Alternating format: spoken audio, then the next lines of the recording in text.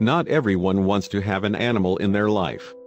It may be hard for some pet owners to believe, but sometimes people prefer a pet-free environment. Hannah Shaw was one such person. Yet she changed her mind when she spotted something shocking in her hometown of Philadelphia. "I looked up and found this little kitten in a tree," Hannah recalled in an interview. "I climbed the tree and got her down, and I thought, oh my gosh." Hannah named the kitten Coco, who, at just a few weeks old, desperately needed special care. However, veterinarians and shelter volunteers were only able to tell her so much, so she was forced to conduct research on her own. That's when she learned that Hannah discovered there were, unfortunately, very few resources for kittens like Coco. Most of the time, shelters were struggling to care for the animals they'd already accepted, and space for new animals was in short supply. Hannah eventually adopted Coco.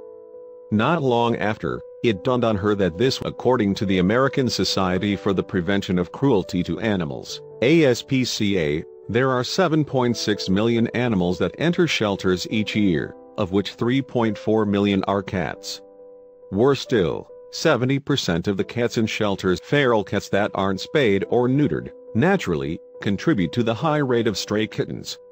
There's even a name for the time between spring and fall when a lot of mating occurs and the cat population seems to explode. Kittens. Seasonal kitten changes do occur every year, often filling shelters to the brim in the spring and summer months, although warmer climates may see 2 waves of kittens, or even just 2 weeks after finding Coco, Hannah spotted another cat, later named Rufus, in a tree.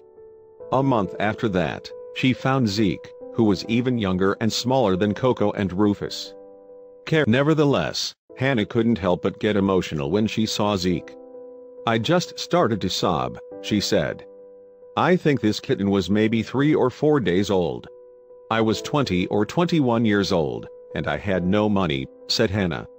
"We knew we had to bottle feed the kitten, so we went and got the supplies, but we were in way over our heads.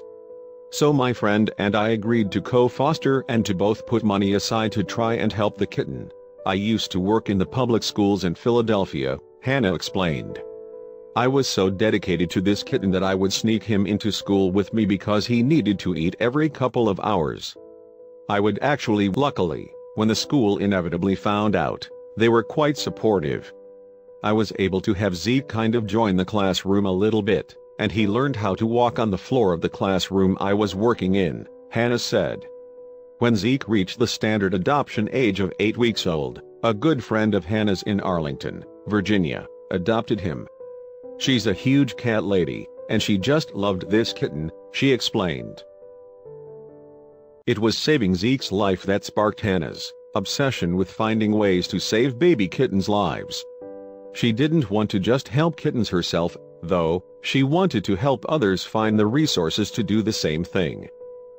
"The lack of good information and resources is what inspired me to start my project Kitten Lady," said Hannah. "I wanted to give people a resource when they find a kitten in need." Hannah couldn't believe that, at one point, she wasn't a cat person. Hannah now spends her days organizing, providing resources for adoption, and educating the public about caring for kittens. Coco completely changed the direction of her life, and she couldn't be happier. "There's no end to the work that needs to be done, so I try to make it fun for people, and make it feel like something people can do and be proud of what they're doing," said Hannah. "My goal is to save as many lives as I can."